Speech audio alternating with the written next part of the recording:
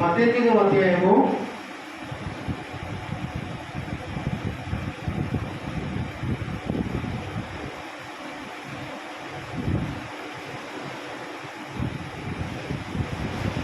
14వ వచనం నుండి చదవండి. 15వ వచనం నుండి చదవండి. మత్తయి సువార్త 15వ అధ్యాయము 14వ వచనము. యేసు ప్రభువు ఏం చెప్తున్నాడు? యేసు ప్రభువు మాట్లాడుతున్న మాటలమ్మా ఇవి. హల్లెలూయా. యేసు ప్రభువు మాట్లాడుతున్న మాటలు శ్రద్ధగా విందాం. ఈ అంశం ఏమై ఉన్నదంటే, అంశం కాంటెక్స్ట్, ఒక సందర్భం మనం నేర్చుకోవాలి. ఈ సందర్భం ఏమై ఉన్నదంటే, ఇద్దరు ముగ్గురు కలిసి యేసు ప్రభు నామములో ప్రార్థన చేస్తే, ఏకీభవించి ప్రార్థన చేస్తే, ఎన్ని వ్యతిరేకతలు ఉన్నా కానీ కూడా, ఎన్ని అడ్డుగోడలు ఉన్నా కానీ కూడా, ఇద్దరు ముగ్గురు ఏకీభవించడం అనేది, ప్రార్థిస్తే, బంధిస్తే, ఆ వ్యతిరేకతలను బంధిస్తే, దేవుడు అంత గొప్ప అధికారము తన బిడ్డలకు ఇచ్చి ఉంటున్నాడు. హల్లెలూయా. ఇది కాంటెక్స్ట్ అయి ఉంటున్నాడు, ఇది సందర్భం అయి ఉంటున్నాడు. దేవుడు తన బిడ్డలకు ఎంత గొప్ప అధికారం ఇచ్చిండో, వాళ్ళు ఏమైనా చేయగలుగుతారు ఈ అధికారంలో తీసుకొని. ఎందుకంటే అక్కడ చెప్తూ ఉన్నారు యేసు ప్రభువులో, anything you can ask, whatever it may be, bind it and release it. Hallelujah. ఇది మనం కరెక్ట్గా అర్థం చేసుకుంటే, ఇది మనకు పరిశుద్ధాత్మ దేవుడు మన మనసు, హృదయము, వాక్యం పైన జాగ్రత్తగా వింటే దేవుని ఆత్మ మనకు సహాయం చేస్తారు. హల్లెలూయా. చూడండి 14వ వచనం నుండి చదవండి.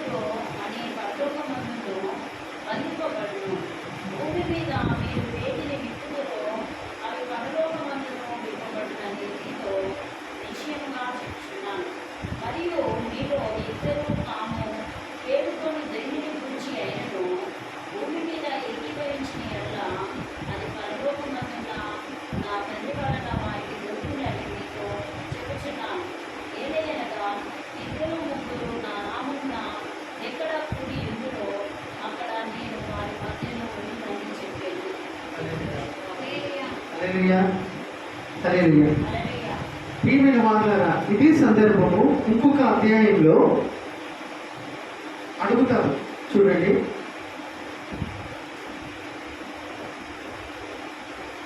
21-22 వచనం చదవండి. చదవరా?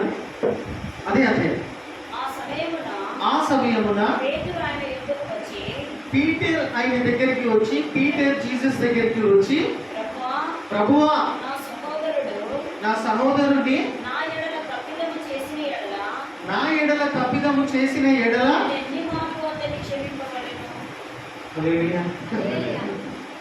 ఎన్నిసార్లు నేను అతన్ని క్షమించాను. ప్రభు యొక్క జవాబు ఏమై ఉన్నది చూడండి. అందుకు యేసు అతనితో ఇట్లా, నేను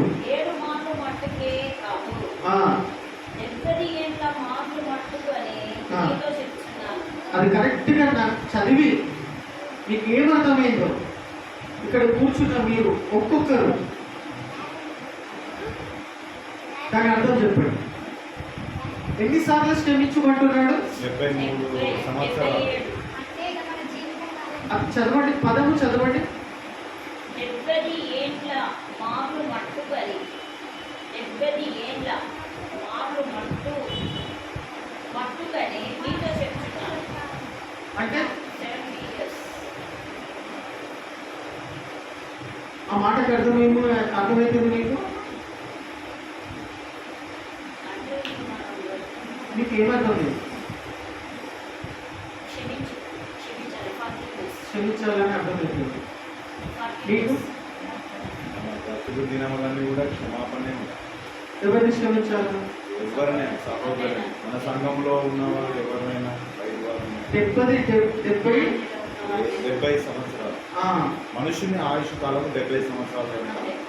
70 సంవత్సరాలు ఖచ్చితంగా క్షమించే గుణం కలిగి ఉండాలి. ఒక మాటలో దాన్ని అర్థం చేసుకోవాలంటే అన్లిమిటెడ్ టైమ్స్. ఎన్నిసార్లు క్షమించినా, ఎన్నిసార్లు మీకు వ్యతిరేకంగా ప్రవర్తించినా, మీకు కోపం ముట్టించే పనులు చేసినా, you have to forgive him unlimited times. ఈ గుణము దేవుని బిడ్డలకు ఉన్నది. హల్లెలూయా. హల్లెలూయా. ఎందుకు? ఎట్లా క్షమించగలుగుతాము? క్షమించగలుగుతామా? ఎందుకు క్షమించమని అంటున్నాడు యేసు ప్రభు? 77 టైమ్స్ మీన్స్ దాని అర్థము అన్లిమిటెడ్ టైమ్స్. ఆ తరంలో ఆ ప్రజలకు అర్థమయ్యేటట్టు ఒక ఫిగర్ చెప్పాడు, కానీ దాని అర్థము చేసుకుంటే మనము అన్లిమిటెడ్ టైమ్స్. అంటే ఎందుకు చేయమంటూ ఉన్నాడంటే, నువ్వు దేవునికి వ్యతిరేకంగా దేవునికి విరోధమైనటువంటి తప్పిదములు తెలిసి చేసుకుంటా వచ్చినప్పటికీ కూడా దేవుడు నీకు క్షమించి నీకు ఒక కొత్త జీవితాన్ని ఇచ్చాడు. దేవుడు నిన్ను క్షమించి నీకు ఒక కొత్త జీవితం ఇచ్చినందుకు నువ్వు కూడా నీ సహోదరుని పట్ల అదే క్షమాపణ చూపించాలని యేసు ప్రభువు వారు ప్రతి ఒక్క క్రైస్తవుని నుండి కోరుకుంటున్నాడు. హల్లెలూయా. హల్లెలూయా. క్షమించే గుణం ఇది మామూలుగా రాదు, వస్తుందా? క్షమించే గుణం అని అంటే చూడండి ప్రియమైన వాళ్ళ ఇంట్లో 2 రకాలు ఉంటాయి. ఇప్పుడు అన్లిమిటెడ్గా నీకు వ్యతిరేకంగా తప్పులు చేస్తూ ఉంటే ఏం చెప్తున్నాడు? ఫస్ట్ వచనంలో ఏమని చెప్తూ ఉన్నాడు? కాంటెక్స్ట్లో ఏమని చెప్తున్నాడు? అతను ఒంటరిగా ఉన్నప్పుడు నువ్వు వెళ్ళి అతన్ని గద్దించు, అతనికి బుద్ధి చెప్పు. నీ మాట విని అది చేయకుండా, అది నీకు వ్యతిరేకమైన పని చేయకుండా ఉంటే నువ్వు అతన్ని కాపాడుకున్న వాళ్ళైతో, రక్షించుకున్న వాళ్ళైతో. నువ్వు వినకపోతే 2-3 సాక్షులను తీసుకెళ్ళి బుద్ధి చెప్పించు అని ఉన్నాడు. యేసుప్రభు చెప్తున్నాడు ఈ మాటలు. అవునా? ఆ ఇద్దరు ముగ్గురు మనుషుల యొక్క, పెద్ద మనుషుల యొక్క మాటలు కూడా వాడు వినకపోతే దేవుడు ఒక క్రమం పెట్టిండు తన బిడ్డల పట్ల, ఒక బాధ్యత. ఆ ఇద్దరు ముగ్గురు పెద్ద మనుషుల యొక్క మాట కూడా వినకపోతే మూడవది ఏం చేయమన్నాడు? ఇంకో మాట చెప్పాడు, చదవాలి ఇందాక. సంఘానికి చదవండి, అది చదవండి, మాట చదవండి.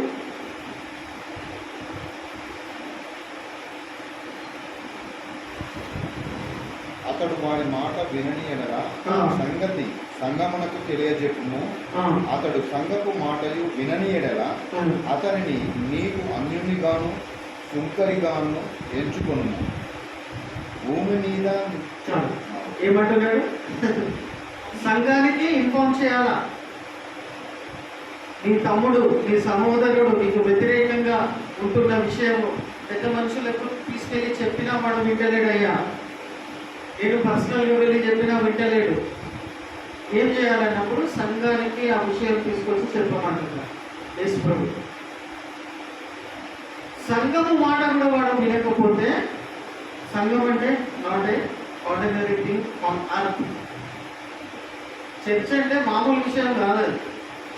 సంఘము యొక్క మాట కూడా వాడు వింటలేడంటే అన్యులు గాను సుంకరి గాను అంటే వాడు వదిలేసేయంటున్నాడు. వదిలేసేయండి పర్మనెంట్గా వదిలేయమంటున్నాడా? కింద వెంటనే ఏమంటున్నాడు చూడండి.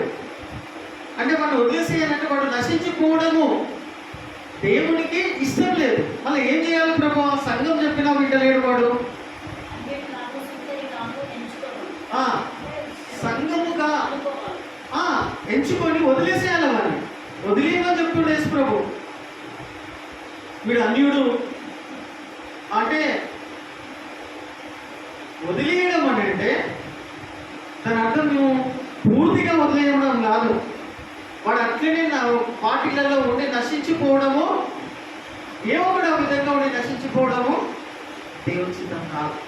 కాబట్టి కింది వచనాలలో దేవుడు మనకు ఒక అధికారం ఇచ్చిండు. చూడండి, భూమి మీద మీరు వేటిని బంధించురో అవి పరలోకమందును బంధింపబడును. భూమి మీద మీరు వేటిని బంధించుతో అవి పరలోకమునందు బంధించబడును. భూమి మీద వేటిని విప్పుదురో అవి పరలోకమందును విప్పబడునని నీతో నిశ్చయంగా చెప్తున్నాను. హల్లెలూయా, హల్లెలూయా. అంటే వింటలేడు. అదొక్కటే పరిస్థితి తీసుకోవడం కాదు. ఇప్పుడు ఆర్థికమైన ఇబ్బందులు ఉండొచ్చు, కుటుంబాలలో అలజడి ఉండవచ్చు, లేకపోతే అర్థం కాని పరిస్థితి ఎదురై ఉన్నప్పుడు దేవుడు సంఘానికి ఎంత అధికారం ఇచ్చేటంటే చూడండి, ఆ వ్యతిరేకంగా ఆ యొక్క ఈవిల్ స్పిరిట్స్ కావచ్చు, ఆ చెడు అలవాట్లు కావచ్చు, ఆ యొక్క సహోదరుణ్ణి దేవుడి నుండి దూరం తీసుకెళ్ళిపోతున్నటువంటి పరిస్థితిని